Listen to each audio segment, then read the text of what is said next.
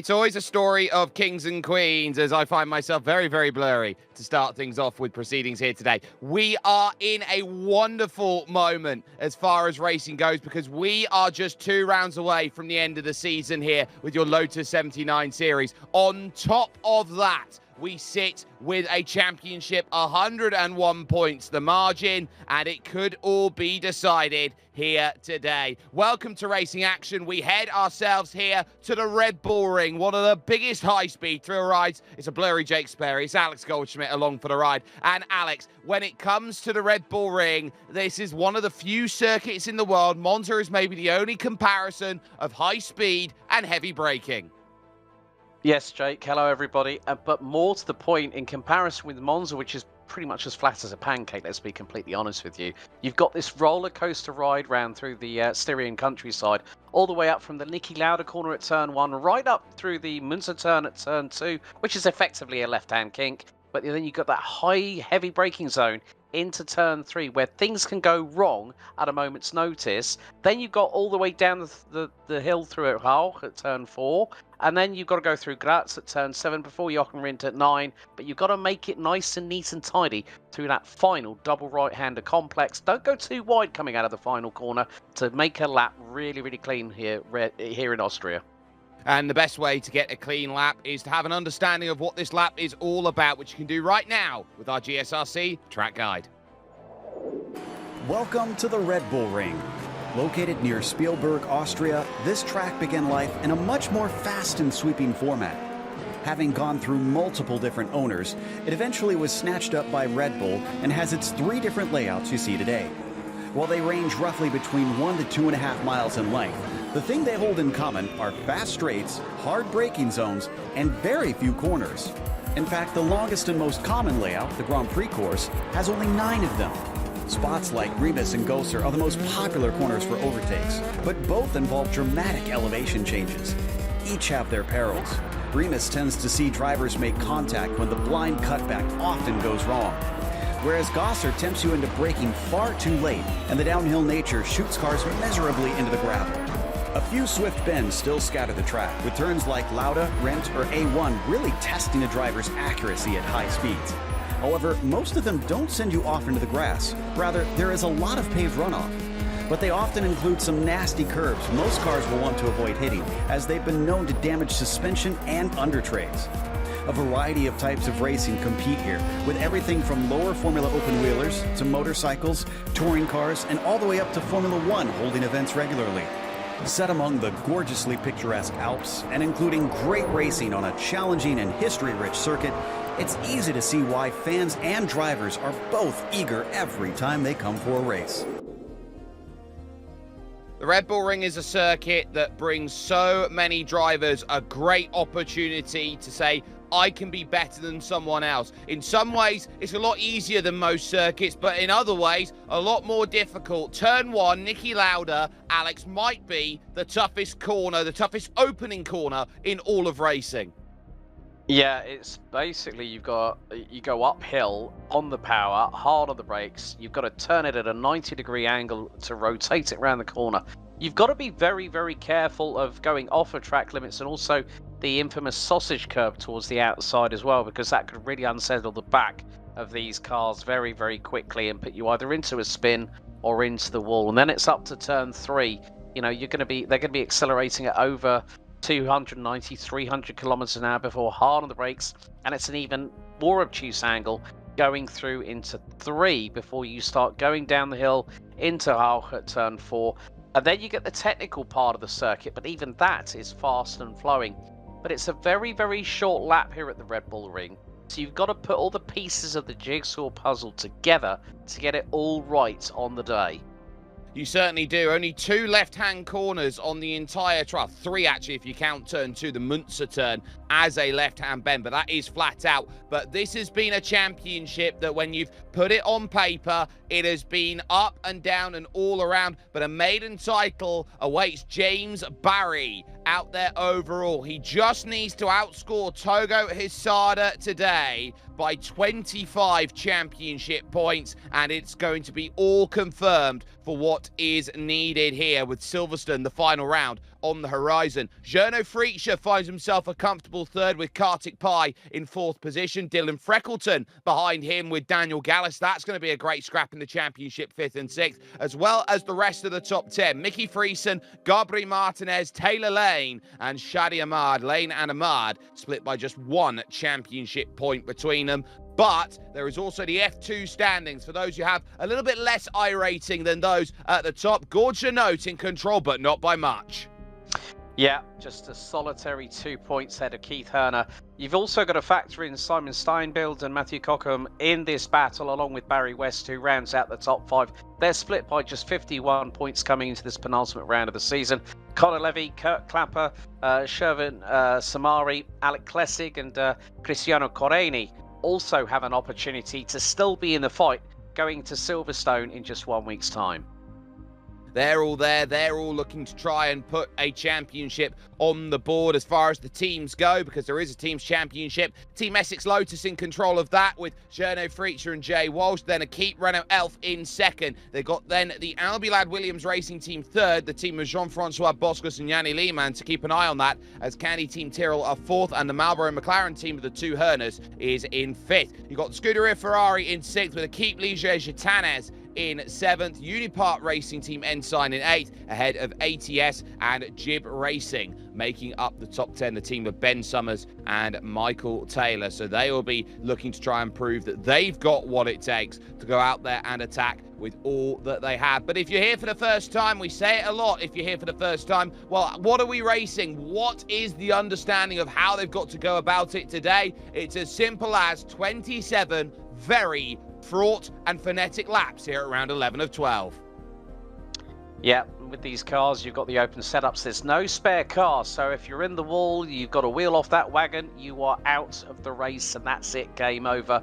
Drive-through penalties at 17x, disqualification at 25x on the iRacing server, and it is going to be very, very tight for these drivers. As I said earlier, Jake, they've got to put it all together. You know, the jigsaw puzzle doesn't come together on its own. It doesn't, and Rome is certainly not built in a day. It's built over the course of a season, but it can topple very quickly if you get 25 instant points and find yourself disqualified from racing action out there, as drivers are looking at their first and second laps here as we take a look at what is a pretty overcast valley here and beneath the Styrian Mountains, as Pepe Fuentes is currently fastest overall. That a 118.9, first driver to break the barrier down, will certainly be looking to try and say this is what is capable. Togo Hisada effectively last 2 rounds running into dramas with incidents. That is good enough to go to pole, and by almost 0.2 of a second. That is a seismic statement to say I am not down and out yet. Yeah, I think that's given a warning shot to James Barry, who currently rounds out the top 3. Here's Gunnar Fritsch, currently running P5 at the moment on a best effort of a 1:19.461. He's making his way down towards Jochen Rindt here at turn 9. You can see the car trying to snake a little bit on the back axle through on the braking side of things, but he's going to power out of the final corner on that lovely Essex old school livery. He powers towards the line and he goes across it. And that is a 1:19.056. Puts him on the inside of the second row alongside James Barry. So it's game on here in qualifying. It absolutely is. We've got the likes of Dylan Freckleton, for example, out there on circuit trying to finish off a second lap. He's someone who's normally a lot higher. This is a very heavy strength of field today. 36 drivers all looking to try and put their best times on the board. It's split as well for reference too. So Freckleton looking to move out of the mid-pack, and a 1:19.6 will do just that. That's good enough for the 4th row. In 7th position, Daniel Gallus as well, crossing the line. The only other car out there on a lap, I believe, is Martin Reisman here on the final laps. So Reisman here trying to find something, hasn't yet set a time, so any improvement will be good enough to jump at least 3 spaces. Yeah, he's had about 3 or 4 off tracks as Martin at the moment, so hopefully he can put this lap together. But then also you look at some drivers that could really upset the apple cart come the overall side of things. Jack David Spickett, Henry Morse, who we saw in action yesterday with the Lotus 49s. They are currently 5th and 6th, respectively. So they could give James Barry a bit of a fright as well, along with a few other drivers, such as Shady Ahmad, Karthik Pai rounding out the top 9, Mickey Friesen completing the top 10, covered by just over 9.5 tenths of a second. As Leisman puts the pedal to the metal across the line, he will go very, very shortly. And it's going to be a 1:20.095. That's good to put him up the order to 19th on the grid. That's what you call mid-pack, and qualifying finds itself completed, and the field then is set and ready at the Red Bull Ring. The grid looks as follows. Togo Hisada has still championship aspirations. The Japanese sensation is on pole on a 1:18.805. Pepe Fuentes will be alongside him for company, as Jerno Frietscher and James Barry, the championship leader, will be in 4th position. It's then Jack David Spickett and Henry Morse 5th and 6th. Dylan Freckleton leads Shadi Ahmad, with Kartik Pai in 9th, and Mickey Friesen rounding out your top 10. Then we head over the page, and on row 6 it's Gabri Martinez and Carlos Pelotara, with Aaron Blair and Hans Sommer rounding out row 7. Hannah Fechner and Xavier Sanchez on row 8, with Diego Ortiz and Pablo Rodriguez Joglar, Martin Reisman and Javier Mosquera rounding out your top 20. Bjorn Ackermann makes up the 21st position, and 2 little ducks for Ricardo Ruiz there as he goes through. Adrian Anton Garcia will be 23rd, with Kurt Clapper in 24th, with Jean-Francois Boscus, the F2 championship leader, and Pablo Arteaga on row 13. Matthew Cockerham's 27th, and well out of position is Taylor Lane down in 28th, with Diego Tineo in 29th and Daniel Gallis in 30th. Just the 3 rows behind that, everyone's favourite Barry West in 31st. Guillermo Martin Gonzalez Diaz is 32nd, with Mauro Micheletti in 33rd. David Rodriguez didn't set a time, neither did Jason Clapper, who loves to start from the back, and Gerard Boldu with work to do from 36th position. It is such a large grid here today at 36. They use every single slot that is painted on the grid today for them, and with just 15 seconds before they get themselves into racing mode, Hisada's critically got a gap, but he will need a bit of misfortune from James Barry in order to start scything down the opposition. He knows how critical it is to win. He's in must-win mode, but it's about how do you hold yourself steady as the green flag drops and 27 laps worth of racing gets underway. Pepe Fuentes with a shocker of a start. 1 car in the grass about 10, 11 rows back as they run into turn 1. The funnel that goes through here. 1 car gets pushed off. That's Jack David Spickett, who's able to fall back into 5th position. A mad scramble as they now descend down the hill for the first time, but no dramas for Togo Hisada, who leads his field outright. Yeah, Pepe Fuentes has just got through on James Barry as Jack David Spickett trying to go round the outside at turn 3. However, Barry able to hold station in 4th at the moment. It's side by side. I think between Gabri Martinez and Henry Morse a little bit further back. Henry Morse leading the overall classification in the Lotus 49s. But Togo Hisada got the whole shot, and he's leading Gernot Frietscher by about 4 tenths of a second as they go down the hill for the first time. This is where it gets a little bit technical, but you've still got to carry that momentum through. It's 2, 3 wide at places. There's a little bit of kick up of dust by Gernot Frietscher coming down into Graz. And now into turn 8 they're going to go. They're going to skirt with the gravel on the right-hand side of the circuit. And then another application, hard on the throttle and full in top gear, down the hill into turn 9 at a great rate of speed. It's getting busy. 3 wide in the back as they go through. Carlos Peralta, they're all going to spin. Hannah Fechner just about avoids everything there. More hits. They go through. Another car goes spearing off then, and that's going to be Fechner who finds all the dramas there. But that is as dramatic as it gets. They push 3 wide with Peralta in towards that section, and Sommer now finding himself side by side then as he looks to drive against Aaron Blair. Aaron looking to get that drive down the hill, but a crazy start to the race, and look at it, almost 3 wide for second. James Barry throws one up the inside, and Jerno Frietscher has to leave the room. It's going to be fast here at the Red Bull Ring, and here comes Pepsi man Jack David Spickett down the inside looking for Rauch. Yeah, however, Togo Hisada has got a 1.8 second advantage, and we're not even halfway through the second lap out of 27. So this is where Barry's got to pick his moments. As a little bit further back, we see the likes of Karthik Pai battling away with Mickey Frierson et al. And Karthik Pai gets passed through on Dylan Freckleton. So Freckleton down to 9th ahead of Mickey Frierson, Shady Ahmad, Hans Sommer, Aaron J. Blair. The gaps are absolutely nothing at the moment in this early stages. These drivers are absolutely pushing. It's a fast average speed around the lap here at the Red Bull Ring. As once again, we ride on board with Mickey Frierson in the number 19, trying to chase down Dylan Freckleton and Karthik Pai. And you can hear the speed. Look, just keep an eye on the telemetry on the right-hand side, bottom right corner, folks. 160, 162 miles an hour.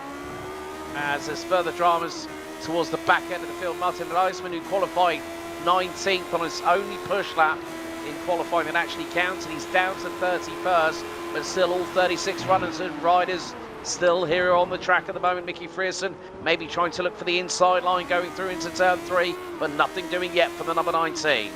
No, just not enough to try and make that move, and this is what you're going to see. The car in front and the car in front of that has slipstream, so you're going to find it very difficult to make a pass. That's a little aggressive into Rauk by the likes of Freckleton, and further back, Taylor Lane looking for progress here, scrapping it about with David Rodriguez. Behind him is Bjorn Ackermann at the moment, so Taylor's dropped a couple places on the lap. So this has been difficult for the Prestanda Nomad car to really make some progress and to jump up through and gain a couple more. But this is what you find. You're not judged on your A game, you're judged on your B game and your C game. How good is your worst day?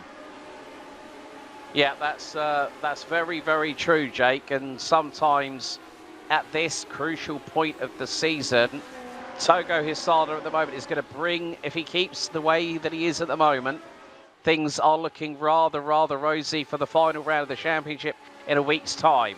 But James Barry at the moment has got Pepe Fuentes in front of him, Gunnar Fritschie behind him, Jack David Spickett waiting in the weeds to see if something happens. And then, of course, Henry Morse, we saw what he did at Canadian Tire Motorsport Park just yesterday. What can he do here at the Red Bull Ring? Well, defend against Gabri Martinez is what he has to do. What a run by Gabri, coming out through the pop art car, goes flying past the John Players special livery, which is there on the right hand, going through. So that was going to be wonderfully done. Sorry, not JPS, more rather the Players Limited, which is often run by many a Canadian out there overall when it comes to sim racing. But the pop-up car, look at that comic book car. That's one of the best liveries in sim racing, hands down. Kind of reminds me of the car that Bruno Spengler, Timo Glock and Alex Zanardi ran, the BMW Z4 GT3 at the 24 Hours of Spa a few years back. Very much in the same ilk. But yeah, Gabri Martinez always brings a lot of colour here to the Classic Lotus Grand Prix, Sunday Grand Prix series, and it's great to see those colours. But now we're seeing Fuentes is starting to pull away from Barry in the battle for second and third, and then Fritschie and Spickett still keeping. They're very neat and tidy. It's just about being very, very precise on that entry point. Find your braking marker, brake in a straight line, then turn the car when you see that apex in front of you. But now Jack David Spickett possibly has a little bit of sense to see if he can get past Gunnar Fritschie. He was nearly under the rear diffuser of the number 1 coming out of turn 3.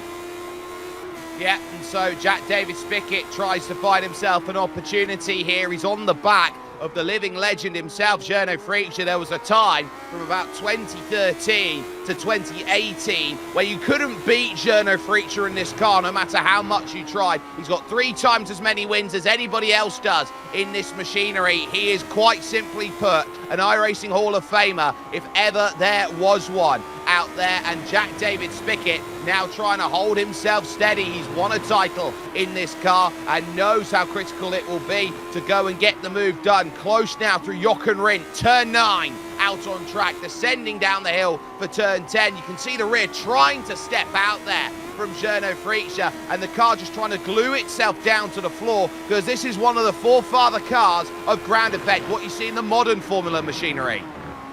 Yeah, and still, Jack David Spickett gets a bit wrong coming out of turn 1 on that particular occasion through Niki Lauda corner, bumped over the sausage curbs, so the car would have literally, on the ground effects underflooring, would have bottomed out. Karthik Pai, now this is against Henry Morse, And Prix to the inside here at turn 3, gets through. Henry Morse has had a couple of off-track moments, so it hasn't helped him in the battle with the number 4 of Prix as they make their way down from turn 3, down this slight curved sort of back straightaway, down into turn 4 at Hauch, and then it's through into 5 and 6. Of course, if you might remember a few years ago when a certain Valtteri Bottas with his Mercedes AMG decided to start grass cutting with the front wing. There we see the man, the myth, the legend, Mr. Barry West, always on the VR. Wonderful camera shot that we get every single time that the Sunday Grand Prix Series goes racing. Yeah, but he's really fighting here because he's got the likes of Guillermo Martin Diaz there, who is going to try and get through and has done. So Guillermo Martin Gonzalez Diaz makes the pass. Barry now looking behind at Hannah Fechner, who's trying to recover, and Jean-Francois Boscus, who's had troubles over this race. So not a great race for the F2 Championship leader out there either. So a lot of work to do, and you need a lot of commitment out there in terms of driving when you've got a motion rig that you can see right now from Barry West and VR as well. You're very reliant on what does the car feel like. Is everything in the right position? Are you going to find the gear lever every single time you make that work? A lot of drivers when it comes to the classic series out there don't run the quickest gear out there, but the most realistic. Yeah, you've got to have that compromise between shorter gearing, which will give you better acceleration, but longer gearing, which will give you a better top speed. But here at the Red Bull rig, you need that compromise between the pair, as we see Hannah Fechner trying to go around the outside, coming out of turn number 3. This would be, funnily enough, with the likes of Boscus, West, Gonzalez Diaz and Cochrane. They're not too far apart from each other, but you could just see Hannah Fechner diving to the outside, and it's a near clash of wheels coming through out of turn 4, and Fechner's had a tank slapper. The car spins round.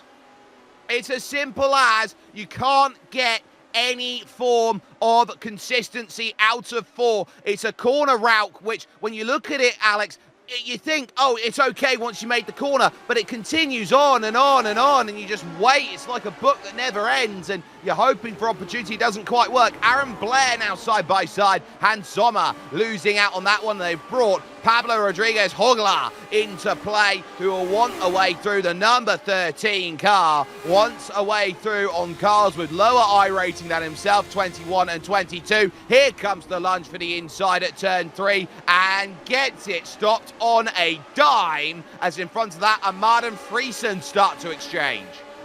That was poetry in motion from the Spaniard in the number 13 car. You can't exactly miss that livery. It's more radioactive than green that's on the bodywork of it at the moment, but nevertheless, a great textbook overtake. If you can line it up through Niki Lauda at turn 1, you get the run through the Mutzner turn at turn 2, and then get on the brakes at the right place, right time. As I said, you've got to brake in a straight line, but Björn Ackermann trying to get through. That's on the number 11 of Diego Ortiz, and Ackermann's going to make it through. I think Rodriguez in the number 12 car in the old Camel Lotus livery is trying to go around the outside. He gets through as well, and that just is again. And who is that round the? I'm not too sure who that is. Is that Taylor Lane trying to throw it around the outside? It is. It is, and Taylor Lane, who's been a little bit perturbed by Diego Ortiz, then loses out the place as through down the inside goes Carlos Peralta. Now it will be about David Rodriguez going side by side in front against Björn Ackermann, and the move is made. So Ackermann loses out. David Rodriguez started 34th on the grid and is now up to 18th. That's a gain of 16. Wow, that's how you make moves up the order. As once again, we got Björn Ackermann. This is going through at turn 3. And there is the number 11 of Diego Ortiz. David Rodriguez is the cork in the bottle, so to speak, as they go down the hill once again on the run down into Hauch here at turn 4. And Ackermann's going to throw it to the outside. I'm afraid that's not going to quite work there, Björn. He nearly opened the door for Diego Ortiz to nicely slip past. But the Mexican might try the opportunity here through at turn 6 and into 7. But, however, Ackermann still keeps it painted on the racing line while still trying to chase down David Rodriguez as they come through out of 8. Yeah, and so this is where the mid-pack group continues on their scrap, and you think about, okay, well, what's this going to give me? Ackerman had to leave the door open there. So cheeky by Diego Ortiz, playing the black box relative and the spotter out there, which would have said car right into turn. So Ackerman left the steering open, and Carlos Peralta went, cookies, that's mine, straight through. I'll take the place, and now Taylor Lane will sit. So to Jason Clapper, Arteaga's there, Anton Garcia as well will be in this long train, and Jason Clapper on board trying to push forward. On top of the hill, Heike 360 ES, a massive streamer when it comes to Twitch. He's a Porsche All-Star, is Xavier Sanchez, losing the place to the Persona 3 car of Javier Mosquera as Ricardo Ruiz now wants a move. Yeah, and oh dear, well, Bjorn Ackerman's just received the black flag, I'm afraid. So that's not exactly how the number 35 would have wanted this race to play out, but he hasn't done himself many favours. Like you said, he had to open up the steering there, and everyone else just took it off him every single place like candy off a baby, and he had no answer for it. And that is how quickly you can lose. But Togo Hisada at the moment, new fastest lap of the race, 1:19.538, and he is now 4.3 seconds ahead of Pepe Fuentes. James Barry rounds out the top three as Ackerman pulls it into pit lane to serve what is effectively a drive-through penalty.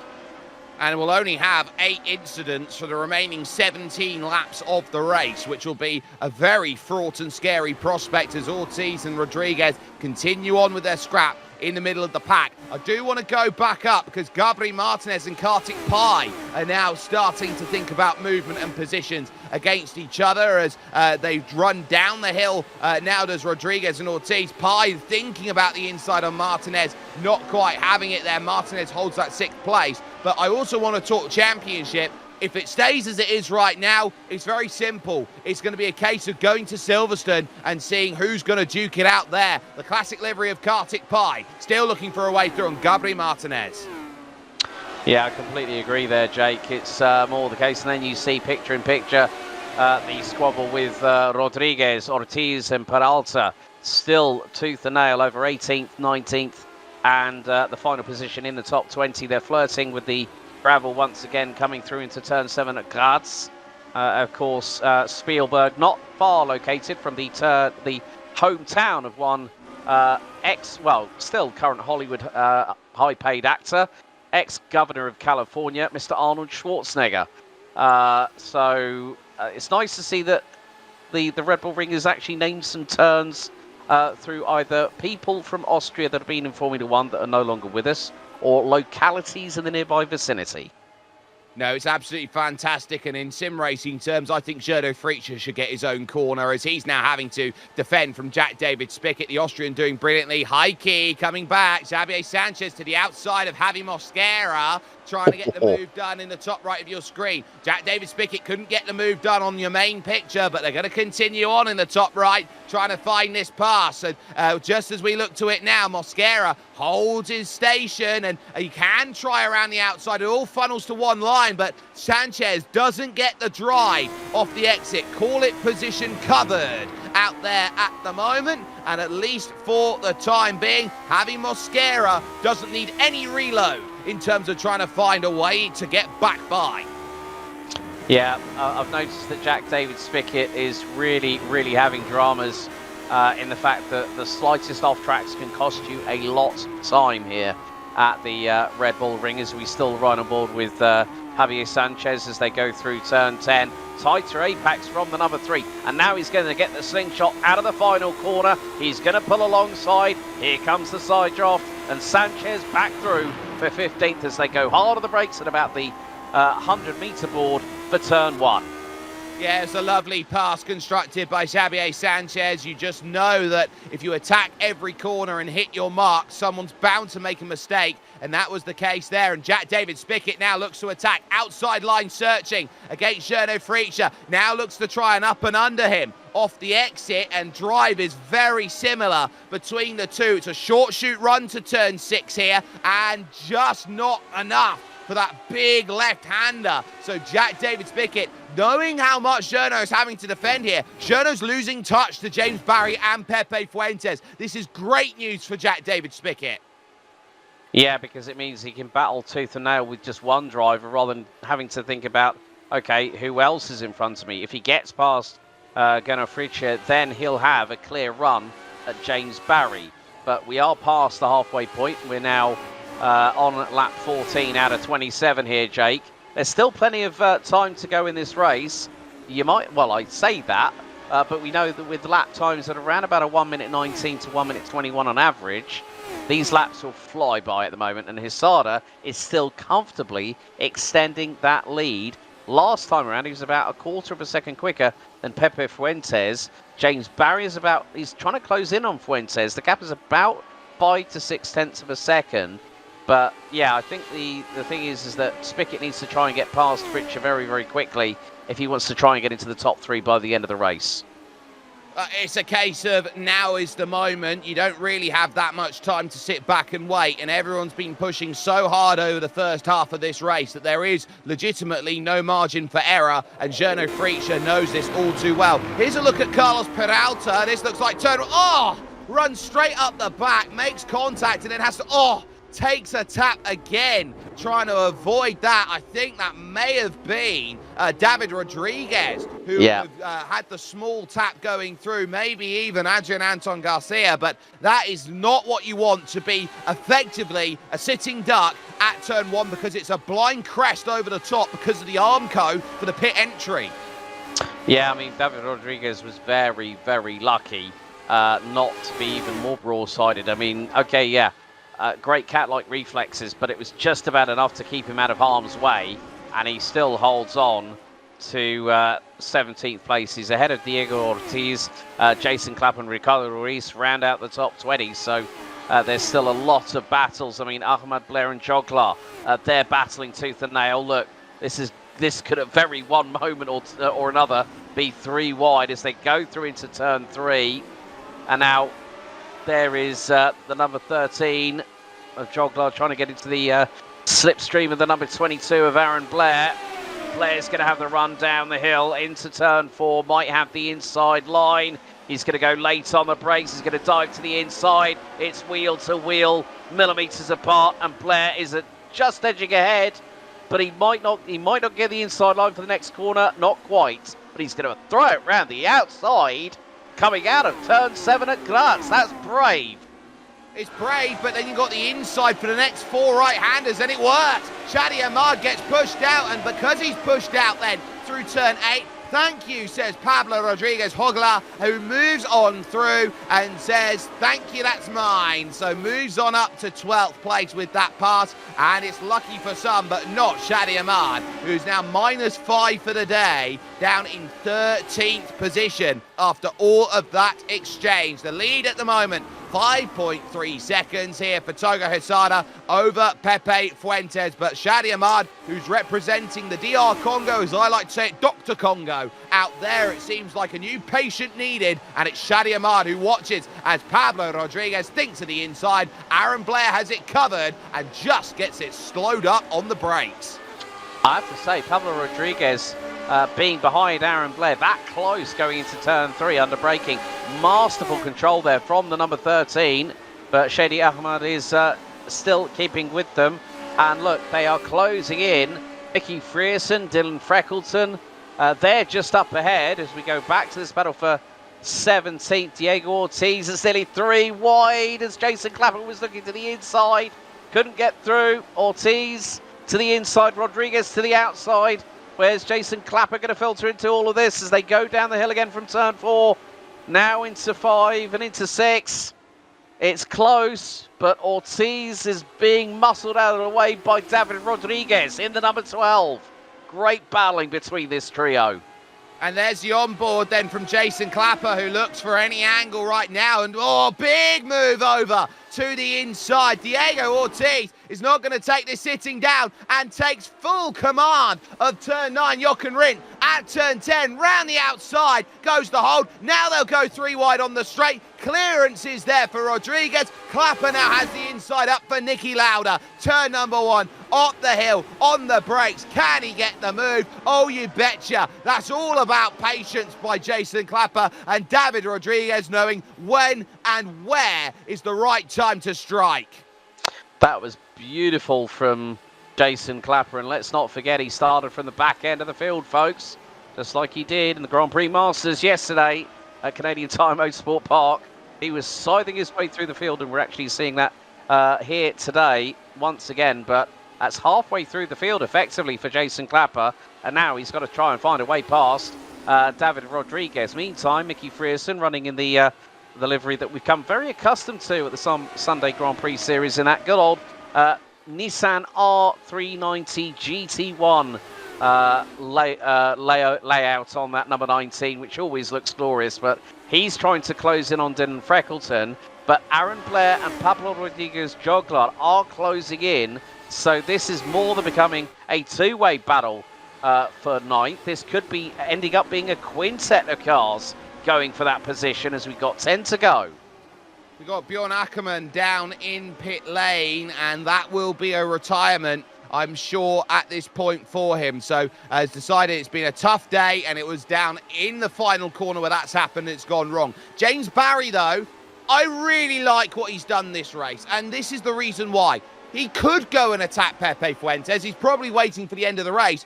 But if he's thinking long-term about the championship, third place more than gets the job done. So I think he's just trying to prioritise. I've got good pace, not amazing pace, and I'm keeping myself at level with a very quick driver, and I'm not risking the car by doing this. I think it's just about controlling the situation at hand. He knows that Togo's like literally rocketed away. He's 6.3 seconds up the road. He knows that he's got himself in a very, very good position at the moment in terms of the championship. Okay, yes, Togo's going to close the gap going into the final round.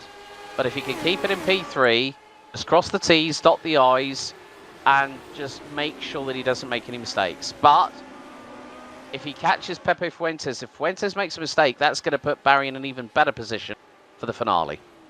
It certainly will do, and James Barry knows that every point he can save is massive. This is Bjorn Ackermann's issue out there. You can see just completely loops it around and catches Jean-Francois Boscus there in the process, and that's going to be another 4 that's put on the board, and Ackermann would be skirting very close to disqualification, and as such pulls it to one side and says that is day done as far as that is concerned. Martin Reisman is 1 lap down. The other retirees, Hannah Fechner and Carlos Peralta, being those at the moment. James Barry, though, still trying to figure out with 9 laps to go what to do. Jason Clapper, he's not done. Now looking to attack through against David Rodriguez. The 2 started 34th and 35th. And hello, Diego Ortiz. Never one to shy away from a battle. He's back to the inside here. Rodriguez is blocked in the outside. He had nowhere to go. And Ortiz, that is a very smart pass.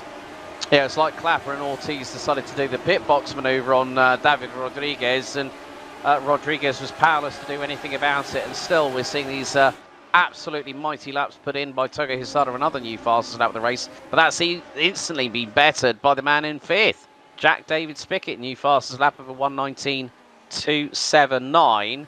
But again, I've just got this sort of feeling here, Jake, that James Barry is catching, you know, corner by corner, but it's not too much of a catch up to Pepe Fuentes. He's just playing, as you rightly said, the smart game on trying to go in with an air of confidence into that finale, and it's just focusing on the here and now. Forget about next week.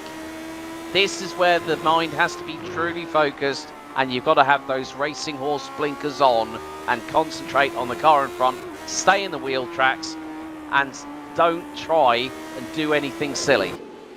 You try again. Gabriel Martinez. Oh, you can see there the oscillation over the inside curb. Had to really scramble over that anti-cut curb that's on the outside, which so often costs many a driver. Kartik Pai picks up one for free because of that mistake. And turn one, because of that sausage curb on the outside, it's so easy just to tag the tyre on the outside, try and put your right foot down and see the car spearing off left into that barriers there on the left-hand side, those tyres that are there. David Rodriguez still trying to scrap around the outside. Oh, it's a tap, and still trying to give that room, and I think keeps the foot in and will take it with 2 tyres in the air.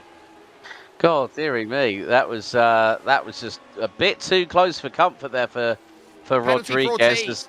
Oh, black flag. So he's hit his 17x penalty limit at the moment. So drive-through penalty for him. So, yeah, he's definitely got to watch his P's and Q's over the next 7 laps. But we now see the concertina effect between James Barry, who's lost time to Pepe Fuentes. The gap at one point was as low as 2.5 tenths of a second. It's now gone up by nearly 3-fold to about 6.5 to 7 tenths of a second. So Barry has just got to keep a watching brief on the 2 behind. Fritcher is closing in, so is Jack David Spickett. But as you close in, you do hit some dirty air and turbulence, and that will make life even tougher out there for some of the very best. I would look around and see the likes of Pepe Fuentes keeping James Barry honest right now, as Taylor Lane down in 21st position, trying to go down the inside of Ricardo Ruiz, and will manage that in the top right of the screen. Adrian Anton Garcia is also there in the picture and not quite going to be in a place to make that happen, but for the moment there is a fantastic 4 from 2nd through to 5th, and James Barry now for the first time in a while with 6 to go looking behind rather than in front. Yeah, and Gunnar Fritsch has really got to see if he can put a move up the inside of James Barry, because that'll help Togo Hisada no end and still keep the number 2 in true fighting spirit ready for next week. But of course now he's just having a wonderful Sunday afternoon drive in the land of the Steiermark here in Austria is Togo Hisada. So he could just concentrate on bringing that car home, getting the maximum haul of points in this race. But you can see that Gunnar Fritsch, the back end swept out to the right hand side coming through turn 7 at Graz, then heading into 8, nearly a little bit skittish over the gravel with the right side tyres. But this is where we're now again seeing that pendulum swing here, where James Barry is closing in on Pepe Fuentes. But as you rightly said, once you get to a certain point to the car in front, like Gunnar Fritsch is going to experience now, that dirty air is going to stop you from really trying to see if you can put that car around the outside or on the inside. Meantime, replay between Gabri Martinez and Karthik Pai, and that is the battle for P6. So Martinez goes deep into turn 4, and Karthik Pai able to get the cross back and retakes it.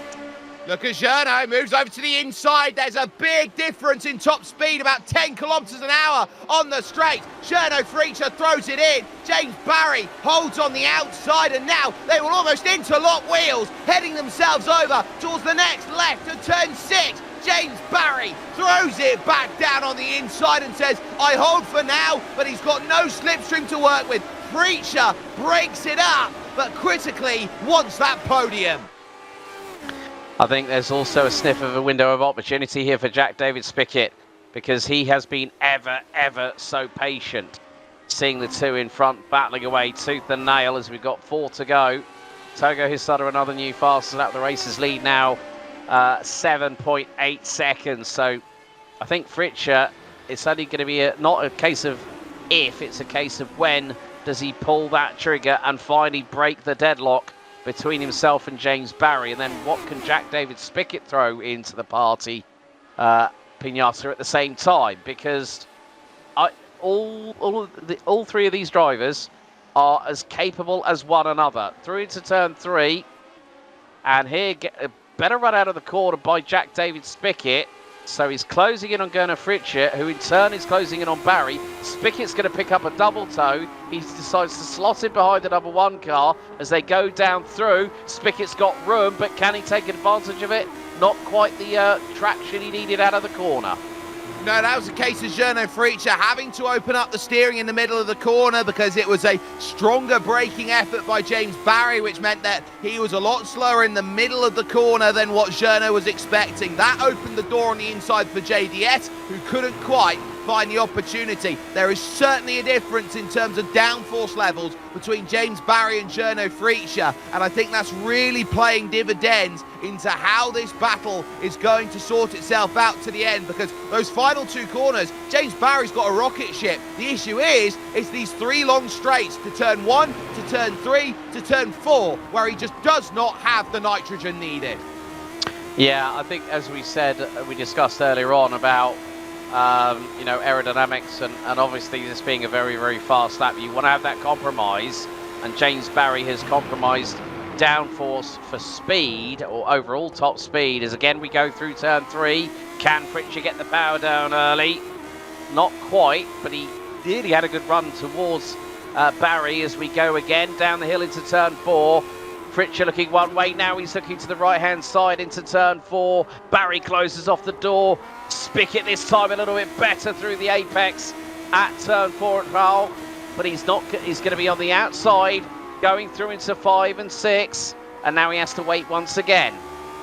Well, this is the issue you start seeing from Jack David Spickett. The moment he attacked, Gernot's got to defend, and they allow James Barry the argument now of saying, well, I can run away and build my gap 0.6 of a second. That now becomes on the timing tower on the left-hand side. So it's really tough in terms of how you go about your business and say, do I get my podium? Do I sit down and say, this is what I'm all about? Because Gernot has been throwing a very lovely race together, and in Jack's interest, he needs to pick them off. One this lap, one the next.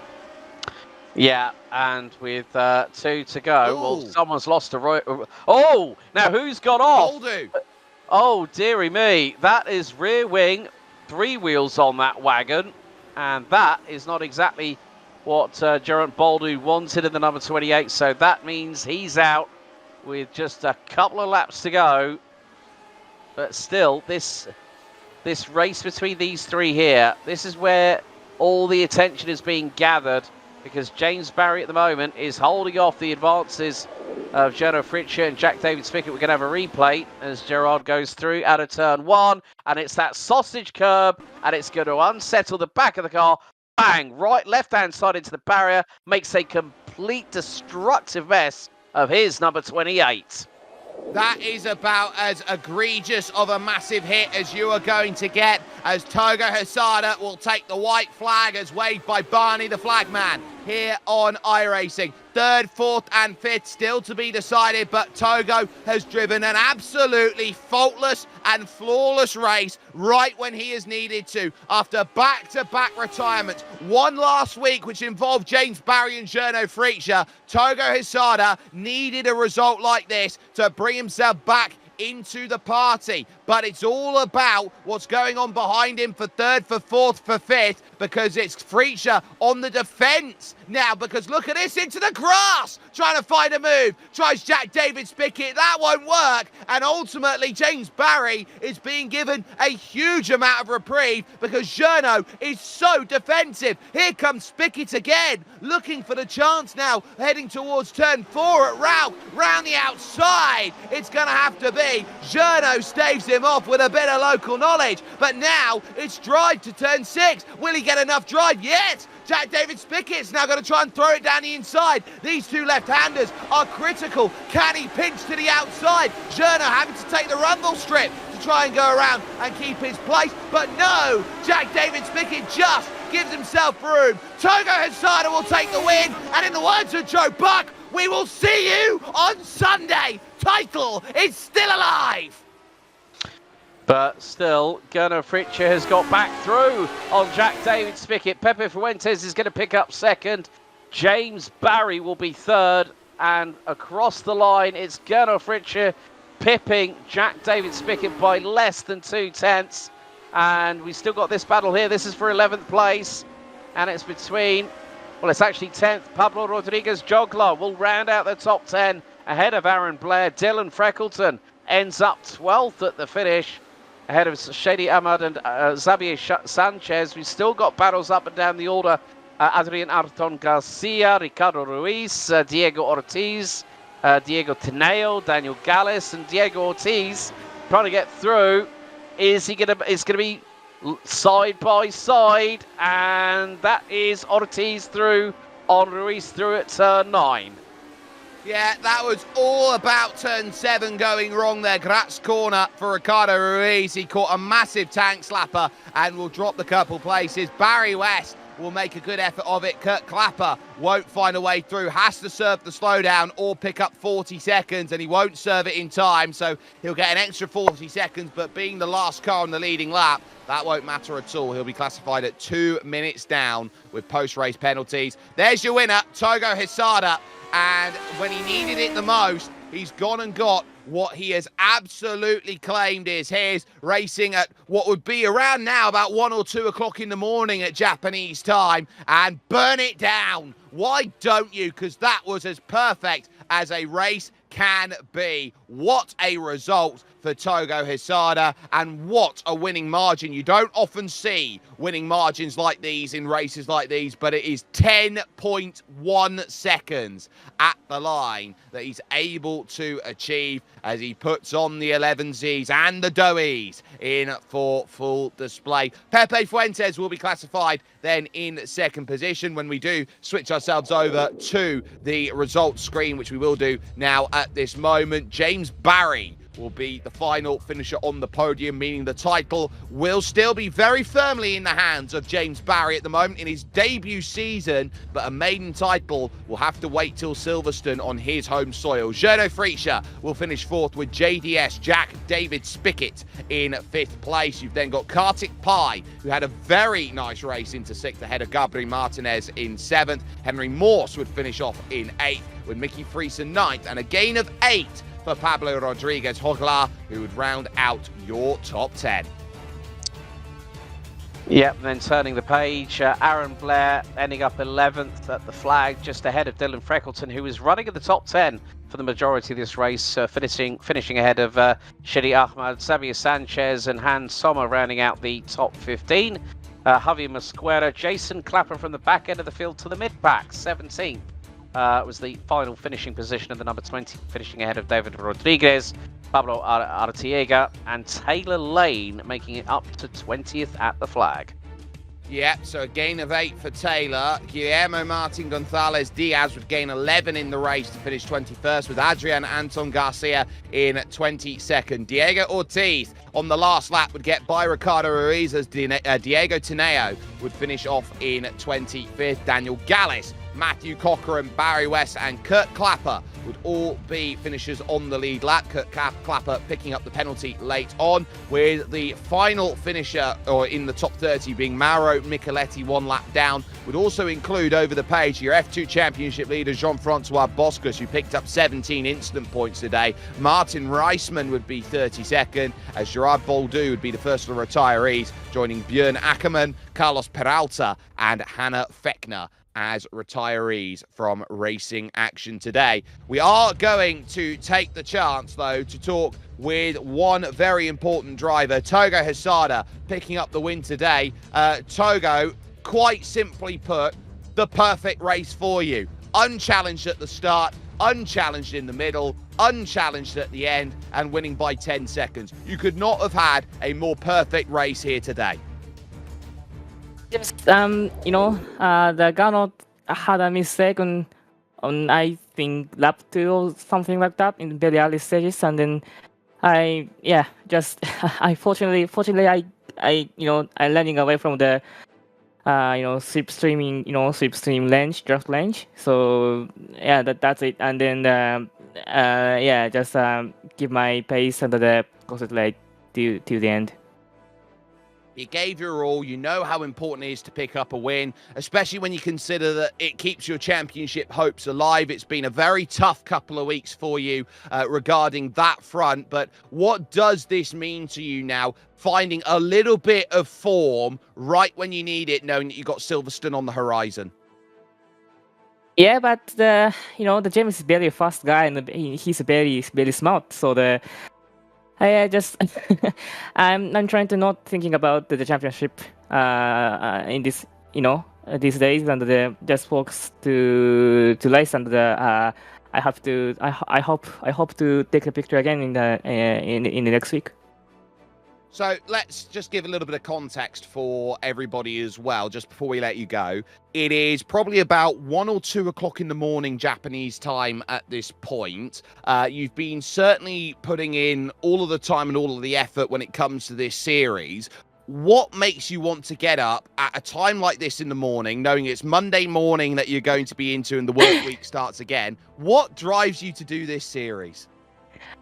Yeah, just I like these old classic cars. I like these smell of gasoline and the slide and the very fat tires, and then I love this atmosphere about the 70s, 60s, the old classic car. Even not born at the time, but I love that atmosphere, and I really want to feel the car, feel the mood with this community. These classic communities is very fair, and provides a lot of fun racing and fun series. So that's all. Well, it's not a case of waking him up when September ends. When it begins for Togo Hisada, it begins with a win. A wonderful result for him as he gets it sorted. Alex Goldschmidt has taken the walk down the virtual paddock. He stood by with the championship leader, James Barry. Well, James, a very, very tough fight here at the Red Bull Ring, most notably between yourself, Pepe Gurno, and Jack David. It was all about getting the car across the line and bringing a good haul of points home, wasn't it? Yeah, it was. Hi, guys. I was just listening to Togo's interview on the broadcast, and it was funny. He says he wasn't thinking about the championship, just trying to get the victory. In contrast, I was pretty much only thinking about the championship in that race because I saw Togo streaking off into the distance, and I knew it was just going to be consolidation for me. Just trying to not let him outscore me too much, because both in the community standings that you guys show and in the official standings, I have the advantage, but I just need to kind of not let him beat me by too much. So fair play to Togo, like just doing an amazing job. I just couldn't do the job in qualifying really that I kind of maybe should have. Just get a bit too nervous, especially with the track limits here. They're so brutal. But yeah, super fun race with Pepe and Gernot and Jack. I mean, there were points during the race when we were like thinking, oh, hang on, is it going to go 3 wide, which it can do here at the Red Bull Ring. But of course, now the focus is very much on the home of British Motorsport at Silverstone in just 7 days' time. Of course, you've got to just basically get that car across the line with no real big deficit to Togo, and you'll have done the job. But it's all about getting yourself ready for that final epic battle in Northamptonshire, isn't it? Yeah, realistically, yeah. Again, for both the two championships are a bit different, the officials and the community one, but in both I'm in a good place. Maybe I'll still need to get a good result. I don't know. I'll have a look at the standings. But either way, yeah, just at the same time, I just want to have fun on these broadcasts and try and challenge Togo because, I might win the championship, but he's won, I think, 5-6 races this season, and I've only won 2, so it would be nice to be able to challenge him next week. Well, as they say, James, consistency does win you a championship, but well done on hanging on to that final step of the rostrum here this week at the Red Bull Ring, and we'll see you in 7 days' time at the season finale at Silverstone. Yeah, cheers, guys. Thanks a lot. See you.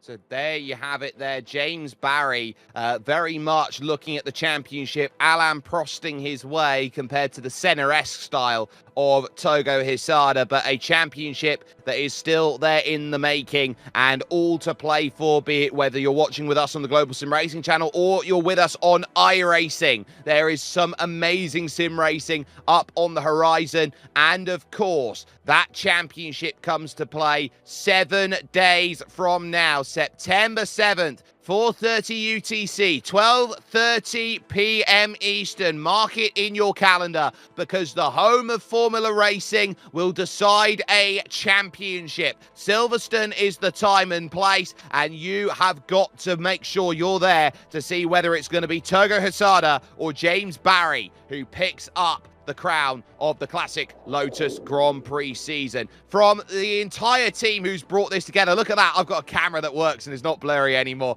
Alex, I just want to put this into perspective. One question to you. How critical is that final round going to be? James pretty much needs a good finish. Togo needs a miracle. Yeah, Togo's got to give it 115% at Silverstone next week, guaranteed. But it is all about, as you rightly said, James Barry doing Le Professeur. Consistency wins you a championship. If he stays in a P3 position and Togo goes all guns blazing at Silverstone and wins it, it's game over for Togo, and it's glory upon high for James Barry. But you know what, folks? You don't want to miss it. Silverstone, 7 days' time. It comes down to the final round of the season. It certainly does. I want to thank the entire team who has brought this show over to you. From Alex Goldschmidt, from Christian Deploy, from Dougie Beard. This has been a Genesis Extreme production. There is so much amazing racing, and this championship is going to go all the way down to the wire. You never quite know with sim racing championships how it is all going to play out. The simple story is this: Hisada hangs on, and with one pinky finger, he's still got a hope of taking the title away from a buoyant James Barry doing just what he does best, finding good, strong finishes. But with the words of Joe Buck as rang out earlier, we will see you on Sunday, because Championship Sunday awaits with us with GSRC and on iRacing, and we will be crowning a champion. We'll see you in 7 at Toaster in Northamptonshire, because it's Silverstone that decides the season.